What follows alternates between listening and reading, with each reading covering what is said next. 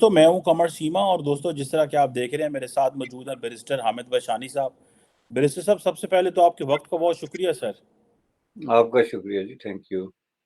Barrister साहब, बड़ा मुश्किल वक्त आन पड़ा है। वैसे जो है वो आसान वक्त तो कभी नहीं आया कि जो फाइनेंस मिनिस्टर हैं वो सदर पाकिस्तान, जो कि इमरान खान की जमात के सदर हैं, इमरान खान की पार्टी के हैं लेकिन सदर पाकिस्तान है, उनके पास चले गए और कह रहे हैं कि पीटीआई को कहें कि वो प्रोविंशियल असम्बलियाँ डिज़ोल्व ना करें, वरना हमारी कंडीशन इस वक्त ये है कि पाकिस्तान के अंदर कोई 5.4 मिलियन की जो कमोडिटीज़ हैं, जो कि कुछ ड्रग्स हैं जो पोर्ट के ऊपर हैं, लेकिन लेटर ऑफ क्रेडिट ना खुलने की वजह से और रॉ मटेरियल और फिनिश प्रोडक्ट्स जो हैं वो पाकिस्तान के अंदर जो है वो नहीं आ पा रही। दूसरी तरफ ये जो है वो आपकी जो कंडीशन है वो डेवलप हो चुकी है। अब और एक तरफ जो एलीट है वो उसके अल्ले तल्ले हैं, एयरफोर्स वाले, दूसरे तीसरी जो जो है हमारे जो ताकतवर हल्के हैं, फौज, वो कहीं पोलो का मैच हो रहा है, कहीं कुछ हो रहा है, लग ही नहीं रहा पाकिस्तान में जो है वो इस तरह के फाइनेंशियल मामला हैं। बल्कि मैं एक देख रहा था रिपोर्ट भी कि पाकिस्तान की जो 6% जो इकॉनमी है वो तो एलीट के प्रोटोकॉल पे चली जाती है।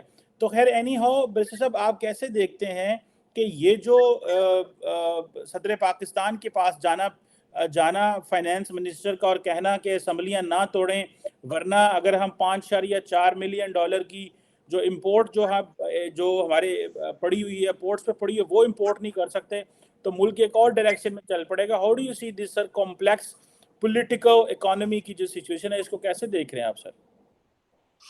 देखें जी, इसमें ये तो ऑब्वियस है कि इस तरह का कोई भी इकदाम जो है स्पेसिफिकली अगर असम्बलियाँ टूटती हैं तो जाहिर है कि मुल्क में इंस्टेबिलिटी का एक नया इशू ज़रूर खड़ा होता है। अगर ये कोई बहुत बड़ा बुहरान ना कहें आप, तो एक नया इशू तो क्वेश्चन मार्क तो आ जाता है ना स्टेबिलिटी पे। चूंकि असम्बलियाँ टूटेंगी तो फिर आगे जो भी नया एक सेटअप बनेगा वो एक टाइम टेकिंग प्रोसेस है, जिसके दौरान हर चीज़ आप समझ लें कि एक तरह की हाल्ट पे वो है चली जाती है। इसलिए इस हद तक तो ये बात दुरुस्त है। लेकिन आपने ये बहुत ही दिलचस्प जो है ना, 2-3 नुकात इसमें मुझे नज़र आए जो आपने उठाए हैं। एक तो ये है कि पाकिस्तान में जो बात वो एडमिट कर रहे हैं पब्लिकली कि जनाब हम जो है वो डीप किस्म के इकोनॉमिक क्राइसिस में हैं, वो उनकी हरकत और सकनात से नहीं लग रहा, जो कि एक बहुत बड़ा जो है प्रॉब्लम है। प्रॉब्लम क्यों है मैं आपको बताता हूँ कि इसको आप एक विलेज सेटिंग में ले लें कि आपके विलेज का एक गरीब तरीन आदमी जो है वो पूरा दिन अगर अपने पड़ोसियों से कर्जे मांगता हो, लेकिन उसका लिविंग स्टैंडर्ड बाकी सारे पड़ोसियों से आगे हो, उनसे वो खाने अच्छे खाता हो, कपड़े अच्छे पहनता हो, उसकी जो एंटरटेनमेंट का स्टैंडर्ड है, जो एक्टिविटीज हैं वो उनसे महंगी हूं, तो वो पड़ोसी कब तक उसको बर्दाश्त करेंगे? वो कहेंगे यार ये हो क्या रहा है, ये आदमी कौन है और ये क्यों हम इसको जो है वो पैसे दे रहे हैं और ये कर क्या रहा है। ये सिचुएशन इस वक्त पाकिस्तान की बन गई है। ये जो आपने कहा ना कि जी उनकी लाइफस्टाइल में कोई तब्दीली नहीं आई, बल्कि मैं ये कहूंगा कि लाइफस्टाइल उनका दिन ब दिन पहले से ज्यादा जो है ना वो एक हाई प्रोफाइल, एक वो हाई एक्सपेंस किस्म का लाइफस्टाइल जो है वो बनता जा रहा है। और उनकी किसी एक्टिविटी से नहीं लगता कि ये कोई परेशान मुल्क है या किसी तरह के इकोनॉमिक क्राइसिस का शिकार है। जहां तक इकोनॉमिक क्राइसिस का शिकार होने का ताल्लुक है, तो ये मैंने पहले भी बात की थी और मैं इस कॉन्टेक्स्ट में इसको थोड़ा रिपीट कर दूं कि बुनियादी तौर पे पाकिस्तान जो है वो जब आपके जो रूलिंग एलीट है ये रिपीटेडली कहना शुरू हो जाए जी कि हमें डिफॉल्ट का खतरा है, तो वो प्रैक्टिकली एक डिफॉल्ट ही होता है। क्योंकि आप उसको लीगली डिफॉल्ट ना कहें कि आपने कर्जे मना कर दिए, लेकिन प्रैक्टिकली जो आपके क्रेडिटर होते हैं, जो इंटरनेशनल कमर्शियल मार्केटें होती हैं, जहां जहां भी आपने कोई जो है वो लेन देन करना होता है, वहां पे एक रेड सिग्नल चला जाता है कि भाई ये सिचुएशन है। तो उसके बाद अगर उन्होंने ये इस तरह के बार बार सिग्नल देने के बाद भी कोई ऐसा इकदाम नहीं किया जिससे ये लगता हो कि ये मुल्क किसी तरह के फाइनेंशियल क्राइसिस का शिकार है, उनके कोई दौरे कम हुए हों, उनकी कोई इंटरटेनमेंट में कमी आई हो, उनके जो डे टू डे एक्सपेंस हैं, जो आपकी ब्यूरोक्रेसी हुआ वो सिविल है, मिलिट्री है, اس میں کوئی تبدیلی آئی ہو تو پھر آپ بتائیں جی کہ فلان جگہ پہ انہوں نے جو ہے وہ $1000 کاٹا ہے، یا فلان جگہ پہ کوئی کسی طریقے سے کوئی وہ، جبکہ یہ اس کے برعکس ہو رہا ہے، ان کا سب کچھ ایز اٹ از چل رہا ہے، جس کا مطلب یہ ہے کہ پاکستان کی اکانومی دو چیزوں پہ اس وقت جو ہے وہ چل رہی ہے۔ ایک تو جو باہر سے جو ہے وہ یہ پوری ڈرامہ بازی کر کے، اب اس کو دنیا بہت جلد ڈرامہ بازی قرار دے دے گی، میں آپ کو بتا دوں۔ تو لون لینے کا مسئلہ، یعنی لون پہ چلنے والی، لوننگ جو ہے وہ لینڈنگ پہ چلنے والی اکانومی، اور دوسرا یہ جو آپ کو نظر آ رہا ہے جو ڈے ٹو ڈے لائف میں کوئی تبدیلی نہیں نظر آ رہی، اس کی وجہ یہ ہے کہ پاکستان کی 50% کے قریب جو اکانومی ہے وہ انڈر گراؤنڈ ہے، اور انڈر گراؤنڈ سے مراد یہ ہے کہ وہ کسی طرح کے جو ہے وہ کسی ضابطے یا ریگولیٹری کسی پروسیس یا کسی پروٹوکول کے بغیر چل رہی ہے۔ جو آپ دیکھ سکتے ہیں، یہ جو آپ کی ہاؤسنگ سوسائٹیز ہیں، یہ جو آپ کے ڈے ٹو ڈے ٹرانزیکشنز ہو رہی ہیں، ان کے پیچھے تو بلینز آف ڈالرز انوالو ہیں، اور وہ بلینز آف ڈالرز اگر اس طریقے سے ایکسچینج ہو رہے ہیں آپ کی سوسائٹی کے اندر، اور باہر جا کے آپ نے دونوں ہاتھ اس طرح پھیلائے ہوئے ہیں کہ خدا کے لیے کچھ ڈال دو اس میں، تو کیا دنیا کو یہ نظر نہیں آ رہا کہ یہ ہو کیا رہا ہے؟ اگر آپ اس کو ریگولیٹ کریں، جتنی ہاؤسنگ سوسائٹیاں پاکستان میں بنی ہیں گزشتہ 3-4 سالوں کے دوران، تو اس میں پاکستان کے وہ فیگر پہ اگر ریفلیکٹ کرے جو اس کی گروتھ کی ریٹ ہے، تو کتنا بن جائے گا؟ میں تو کہتا ہوں وہ 9% کو بھی کراس کر جائے گا۔ اب لوگ تو اس بات پہ کوشچن کر رہے ہیں کہ یہ کہیں جعلی انڈیکسز اور جعلی انڈیکیٹرز تو نہیں دے رہے ہیں کہ نہیں جی ہماری گروتھ ریٹ کم ہو گئی یا فلاں ہو گئی۔ یہ ہو کیا رہا ہے بھائی؟ جس ملک میں گروتھ ریٹ جو اتنی نیچے آ گئی، اس میں اس طرح کے جو پروجیکٹ ہیں وہ کس طریقے سے چلتے ہیں؟ آپ دیکھیں کسی ایک محکمے کو آپ مجھے بتا دیں جس میں سے انہوں نے بجٹ کاٹا ہو کہ وی آر فیسنگ کوئی سویئر قسم کی financial difficulties, therefore we are cutting this and this. وہ الٹا بجٹ دیتے جا رہے ہیں۔ کل میں ایک جیلر کا ایون انٹرویو دیکھ رہا تھا جس میں کہ وہ اس کو ملینز آف ڈالرز کی بات کر رہا ہے، نئی انویسٹمنٹ اور نئے کمپیوٹرائزڈ سسٹم اور پتہ نہیں کیا کیا جو ہے وہ چل رہا ہے۔ تو یہ بات آپ کی 100% درست ہے سر۔ یہ اب آپ کو دیکھیں، آپ اگر یہ ڈیفالٹ نہیں بھی ہے جو کہ پریکٹیکلی ہے فار آل پریکٹیکل پرپزز، تو یہ ایک ڈیپ قسم کا فائنینشیل کرائسس جو ہے وہ بالکل ہے، جس میں کہ کوئی بھی ملک ہو، آپ نے وہ گریک کی مثال دیکھی تھی، کسی بھی ملک کی جو اس طرح کے فائنینشیل ٹربل میں گیا، انہوں نے ہمیشہ ایسے سٹیپس لیے، ایسے میجرز لیے کہ جو ریفلیکٹ کرتے ہیں آپ کی ڈیلی لائف میں بچت اور کفایت شاری اور اس طرح کی چیزوں کو، جبکہ پاکستان میں ٹوٹلی اس کے برعکس ہوتا جا رہا ہے۔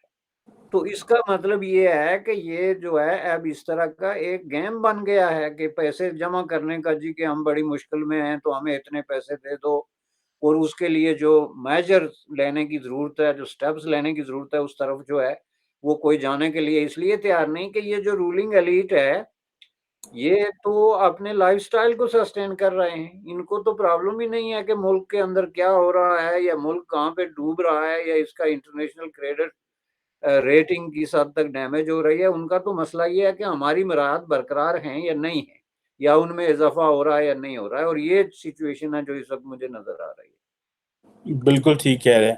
اچھا میرے صاحب یہ بھی بتائیے گا کہ سننے میں آ رہا ہے کہ نواز شریف صاحب جو ہیں وہ پاکستان میں دوبارہ آ رہے ہیں، اور کیا ان کے آنے کے بعد چیزیں بہتر ہو سکتی ہے؟ بلکہ میں ایک دیکھ رہا تھا کہ کہا جا رہا ہے کہ جی 2075 تک ایک گروپ ہے گولڈمین سیکس، انہوں نے کہا ہے کہ 2075 تک جو پاکستان ہے وہ لارجسٹ اکانومی دنیا کی بڑی اکانومیز میں ہوگی، اگر پاکستان کی پالیسیز اور انسٹیٹیوشن جو ہیں وہ ٹھیک رہتے ہیں۔ سو یہ جو 2075 تک بڑی اکانومی ہونا، اٹ مینز کہ اگلے سے 50 سال تک آپ کیسے دیکھتے ہیں یہ جو فائنڈنگ ہے؟ یہ کوئی ادارہ جو ہے وہ برا ادارہ نہیں ہے، یہ ویسے بھی پریڈکشنز کرتے رہتے ہیں، جس میں وہ بیسیکلی اور ملکوں کو بھی ساری بات کہہ رہے ہیں کہ China, India, U S, Indonesia اور نائجیریا جو ہیں یہ دنیا کی بڑی 4-5 اکانومیز ہوں گی۔ پاکستان کو بھی کہتے ہیں کہ وہ بڑی ہوں گی۔ تو آپ کیا سمجھتے ہیں یہ جو، اگر وہ کہتے ہیں کہ پالیسیز اینڈ انسٹیٹیوشنز جو ہیں اگر وہ ایٹ پلیس ہوں اور پولیٹیکل سٹیبلٹی ہو تو یہ راستہ اچیو کیا جا سکتا ہے. فار ایگزامپل جس طرح بات چلی ہے جی کہ پاکستان کے جو سابق وزیر اعظم ہیں نواز شریف صاحب جو ہیں وہ پاکستان دوبارہ آ رہے ہیں, اینڈ لائکلی پاسبلٹی یہ ہے کہ چیزیں آن ٹریک ہو جائیں. ہاؤ ڈو یو سی دس؟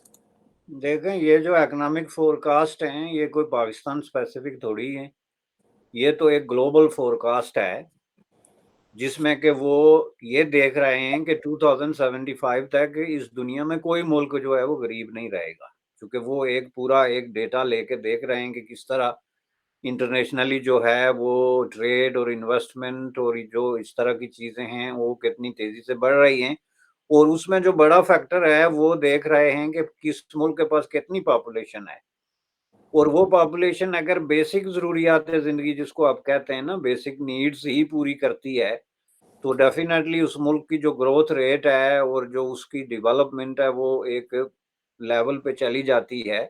ایک فیکٹر تو یہ ہے جس میں پاکستان کا انہوں نے اگر کہیں ذکر کیا ہو کہ یہ کمال ہے یا اس کی یہ پالیسی ہے جس کی وجہ سے یہ ہوگا, تو وہ آپ دیکھ لیں کہ ایسی کوئی بات نہیں ہے. وہ ایک طرح کی ایک جو ہے وہ جرنلائزڈ قسم کی چیز ہے. ایک چھوٹا دوسرا سا پوائنٹ ایڈ کر دوں بالکل, سوری کاٹ رہا ہوں آپ کو.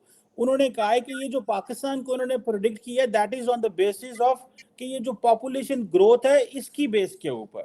جی بالکل, چونکہ اس میں وہ دیکھ رہے ہیں نا کنزیومر گڈز کا دور جو آ رہا ہے تو اس میں جتنی بڑی آپ کی پاپولیشن ہے, لیکن اس میں جو پولیٹیکل فیکٹر ہے وہ تو انہوں نے ڈسکس نہیں کیا. وہ تو انہوں نے ایک اوور آل گلوب کو سامنے رکھ کے تو یہ انڈیکیٹرز دیکھ کے کہ یہ پاپولیشن بڑھ رہی ہے جی تو اس کے حساب سے اتنا ہے, یا جو ترقی کا رخ ہے وہ ایشیا کی طرف مڑ رہا ہے, جیسے کہ ہم یہ کہہ رہے ہیں کہ یہ ایشیا کی صدی ہے جو 2022 ہے, سوری 2022 کا جو صدی ہے پوری, تو اس میں ظاہر ہے کوئی ایک ملک جو ہے وہ تو باہر نہیں نکال سکتے, لیکن وہ اگر پاکستان اسپیسیفک تجزیے کریں گے تو اس کے جو پولیٹیکل فیکٹر ہیں, پلاننگ کا فیکٹر ہے, یہ نیگلیجنس ہے, انکمپیٹنسی ہے, یہ سارے فیکٹر ڈالیں گے تو پھر پاکستان اس کلب میں شامل نہیں ہوگا. یہ میں آپ کو بتا دوں نمبر ایک. اس کی وجہ یہ ہے کہ پاکستان کے اندر جتنے بھی سٹیپ لیے جا رہے ہیں وہ کانٹر پروڈکٹیو ہیں, اور یہ گزشتہ آپ بہت پیچھے نہ جائیں, صرف 5 سال کے عرصے یا 10 سال کے عرصے کے انڈیکیٹرز دیکھ لیں تو اس میں ڈیفینیٹلی جو ہے وہ پاکستان نیچے کی طرف جا رہا ہے. کسی ایک شعبے میں آپ مجھے بتا دیں کہ اس میں جو ہے وہ پاکستان اوپر کی طرف گیا ہے, تو وہ آپ پھر کہہ سکتے ہیں کہ جی یہ بات ہے. دوسری بات یہ ہے جناب کہ 2075 میں ابھی تک نصف صدی کا عرصہ درکار ہے. تو جب پاکستان بنا تھا 1947 میں تو اس وقت جو خواب دکھائے گئے تھے کہ پاکستان ایک ایسی جنت ہوگا جس کی وجہ سے آپ نے یہ غریب لوگ کہیں لکھنؤ سے اینڈ اتراکھنڈ سے اور پتہ نہیں کہاں کہاں سے اپنی جائیدادیں چھوڑ کے اور اچھی خاصی زندگی چھوڑ کے تو آ گئے تھے کہ پتہ نہیں وہاں پہ کیا بانٹ رہا ہے اور ہم تو رہ گئے تو بھاگو. تو ان کو جو ملا وہی 2075 میں ملے گا. بات یہ ہے کہ وہاں پہ ایک جو لمیٹڈ بنچ آف پیپل جس کو آپ کہتے ہیں, ایک لمیٹڈ گروپ آف پیپل, ان کا جو ہے وہ قبضہ ہے وسائل پہ, وہ اس کو آپس میں بانٹ برت کے کھا رہے ہیں, اور اس کا وہ کسی طریقے سے جو وہ ٹرکل ڈاؤن کی جو تھیوری ہے نا وہ پاکستان میں اپلائی نہیں ہوتی.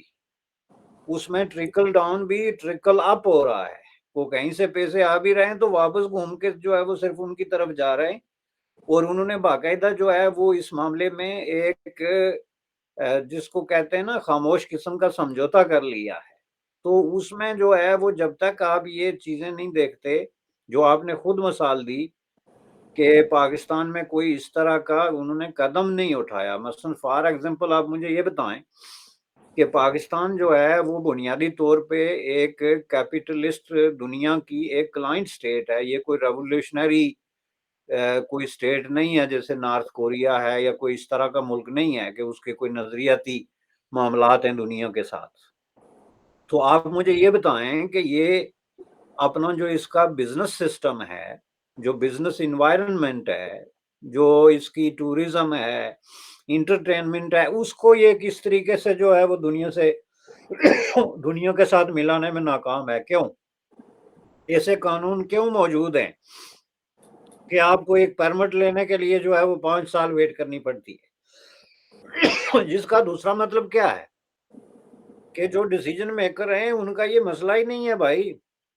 آپ دیکھیں 2000 میں نواز شریف نے یہ کہنا شروع کر دیا تھا، بلکہ 97 میں، کہ میں پاکستان کو ایک بزنس فرینڈلی کنٹری بنا دوں گا، ون ونڈو آپریشن ہوں گے، یہ ہوگا وہ ہوگا. آج بھی پاکستان میں بزنس کرنے کے لیے آپ کو 18 لوگوں کے آگے جو ہے وہ ہاتھ جوڑنے پڑیں گے، 18 لوگوں کے آگے رشوت رکھنی پڑے گی، 18 لوگوں کے احسانات اٹھانے پڑیں گے، تب جا کے آپ ایک لیجیٹیمیٹ بزنس جو ہے وہ شروع کریں گے.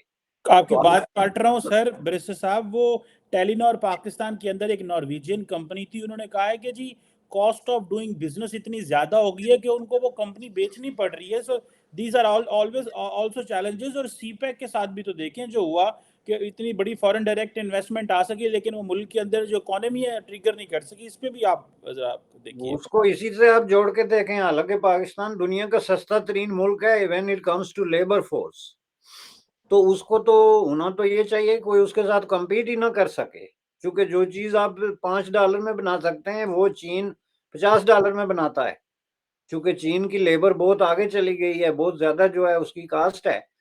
تو آپ نے کیا کیا ہے، سوال یہ پیدا ہوتا ہے. اور یہ جو کرنا ہے، جب تک آپ اپنے بیسک دیکھیں، عمران خان صاحب نے جو ہے وہ ایک بہت بڑا ایک شور ڈالا تھا کہ جی میں اس کو ٹورسٹ جنت بنانے والا ہوں اور دنیا سے ملینز آف پیپل آنے والے ہیں اور پتہ نہیں کیا. تو اس وقت میں نے ایک کالم لکھا تھا کہ بھائی ٹورسٹ وہاں پہ کیا کرنے کے لیے آئیں گے، سوال یہ پیدا ہوتا ہے. آپ کے ماتھے پہ جو غم و غصے کی لکیریں ہیں اور آپ کا یہ جو روڈ قسم کا ایٹیچیوڈ ہے ایئرپورٹ پہ اترنے سے لے کے، تو آپ جا کے ایک ہوٹل اور ریسٹورانٹ تک جو آپ کی ڈیلنگ ہے اس کو دیکھیں، تو آخر ٹورسٹ کس چیز میں اٹریکٹ، ٹورسٹ صرف پہاڑ دیکھنے کے لیے تو کسی ملک میں نہیں جاتے نا. کون سا ایسا ملک ہے جس میں پہاڑ نہیں ہے کسی نہ کسی شکل میں اوپر نیچے؟ آپ کا جو انوائرنمنٹ ہے وہ ان فرینڈلی ہے، بلکہ ہاسٹائل ہے ٹورسٹ کی طرف. وہاں پہ فریڈم نہیں ہے، وہاں پہ وہ لوازمات نہیں ہیں جو فریڈم کو ریفلیکٹ کرتے ہیں، وہاں پہ وہ فیسلٹیز نہیں ہیں جو ٹورسٹ کو اٹریکٹ کریں، خواہ وہ سیفٹی اور سیکیورٹی کے ایشوز ہوں یا ان کی انٹرٹینمنٹ کے ہوں یا ان کی ضروریات کے ہوں. آج بھی پاکستان میں جو ہے وہ ایک بہت ان فرینڈلی قسم کا ایک جو ہے وہ ماحول ہے. یہی چیز بزنس پہ اپلائی ہوتی ہے، یہی چیز آپ کے آرٹ اینڈ کلچر پہ اپلائی ہوتی ہے.